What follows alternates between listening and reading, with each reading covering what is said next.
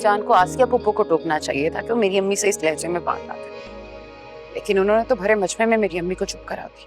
अरे मैं चुप हो जाती, दुनिया अंधी और बहरी तो नहीं है, नहीं का तो जमाना ही नहीं है। इस घर की भलाई के लिए बोली थी, मगर वो तो मुझे ही आंखें दिखाकर चली गई। अगर मस्तूर बेगम को इतना ही बुरा लगना था तो वो ये बात आसिया बेगम को कमरे में ले जाकर करती। मजमे में बोलेंगी तो किसी को बोलने से रोक तो नहीं सकती।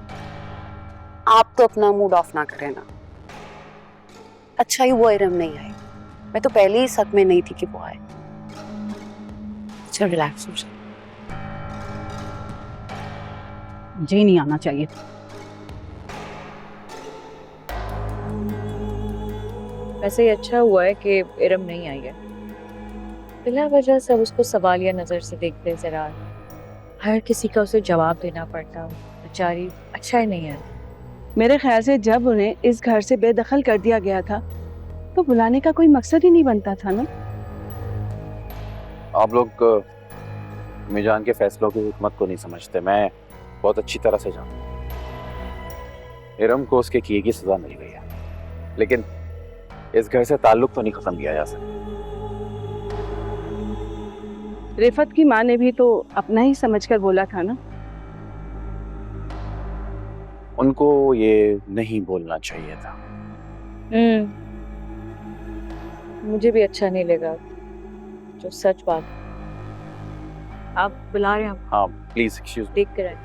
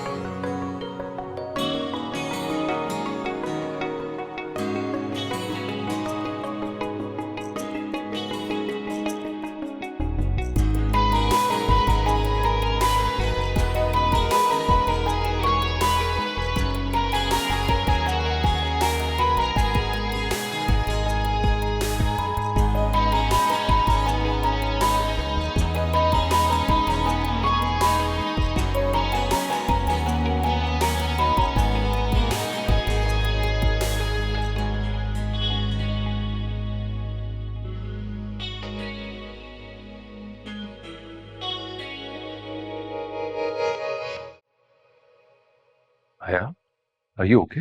तुम अंदर? सब बाहर हैं, इंतजार कर रहे हैं तुम्हारा।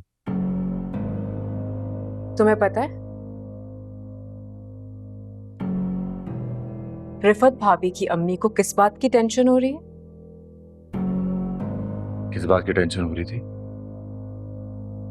कि मेरे मैके से कोई क्यों नहीं आया। हालांकि वो जानती हैं कि मेरे मैके में कोई है ही नहीं, फिर भी जानबूझ के ये बात की।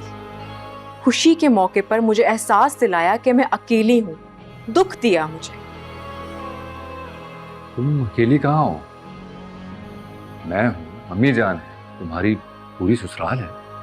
मैं मैके की बात कर रही हूँ रोहन। और हाँ, नहीं है मेरा मैका, ये बात मैं अच्छी तरह जानती हूँ, लेकिन अफसोस है मुझे। उन्हें अपनी अम्मी की तरह समझती हूँ मैं, और मुझे ही ताने दे रही हैं वो, एहसास कमतरी में मुब्तला कर रही हैं मुझे। आया, देखो अक्सर लोगों का वो मकसद नहीं होता है, वो बोल जाते हैं। जब लोग बूढ़े हो जाते हैं ना, उन्हें तो समझ ही बाद में आती है कि उन्होंने गलत कह दिया। आंटी एक्चुअली वाकई बहुत अच्छी हैं। अम्मी ने भी अभी उनसे बात की है कि उन्हें ऐसा नहीं बोलना चाहिए। आंटी को भी बात नहीं समझना है।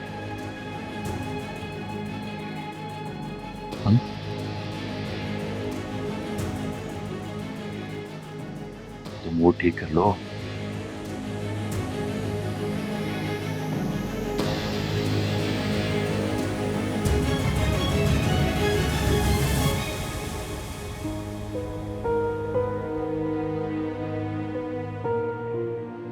क्या देख रही हैं भाभी जान आप इतनी देर से बाहर? थक जाएंगी खड़े खड़े, आइए बैठ जाइए ना। मैं तो हमेशा से इस घर की जिम्मेदारियां उठाए खड़े खड़े थक गई और खड़ी भी हूं उंगलियों के बल। एड़ियों को टिकने नहीं दिया मैंने कि कहीं गफलत ना हो जाए। माशाल्लाह भाभी, आप हर काम में सुरखरू हुई हैं। सुरखरू तो हुई हूं अपने बच्चों की वजह से।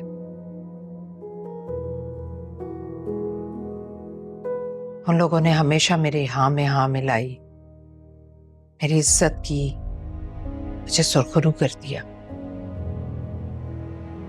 इज्जत तो हम आपको हमेशा देते रहेंगे, लेकिन अब मेरा तजुर्बा और मुशाहिदा खतरे की घंटी बजा रहा है। बगावत की बू आ रही है मुझे। ऐसे क्यों कह रही हैं आप? इस घर से दिल टूटने की आवाजें आ रही हैं।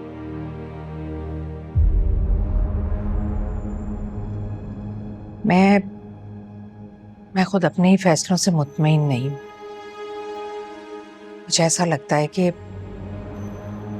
जैसे मुझसे कोई चूक हो गई हो, या फिर कोई साजिश। मैं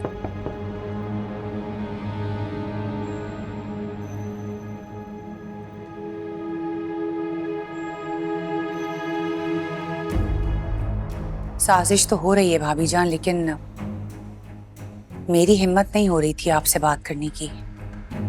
भाभी जान, शायद आपको यकीन ना आए, लेकिन हया ही कर रही है ये सब कुछ।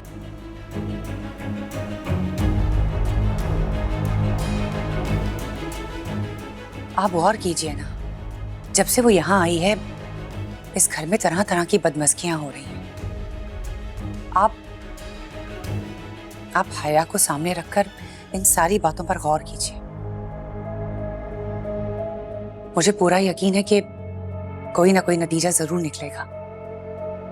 मेरी दुआ है कि अब किसी का कोई नुकसान ना हो।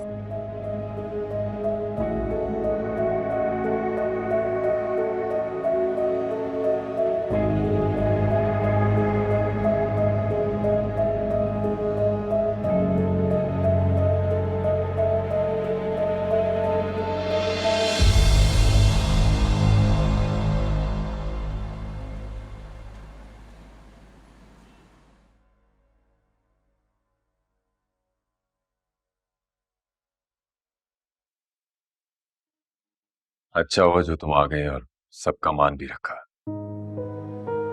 जब भाई बहनों के दरवाजे पर आते हैं तो बहनों की इज्जत बढ़ जाती है, उनका मान बढ़ जाता है।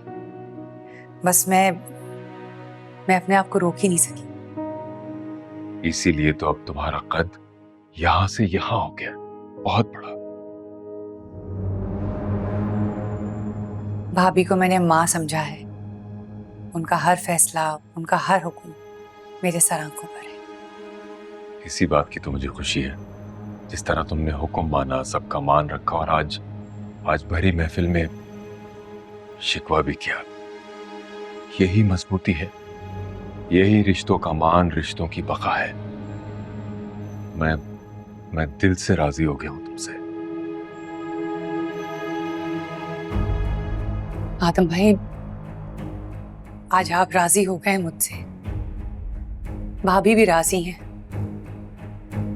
मेरा अल्लाह भी राजी हो जाएगा मुझसे। एक ना एक दिन मेरी बेटी की बेगुनाही भी सामने आ जाएगी।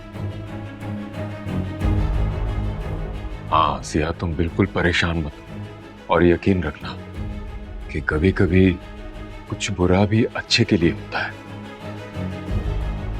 रब से कभी ना उम्मीद नहीं होती। शाबाश। ये औरत तो मेरी सोच से भी ज्यादा चालाक है। मैं दीवारें खड़ी करती हूँ और ये एक पल में आके गिरा देती है।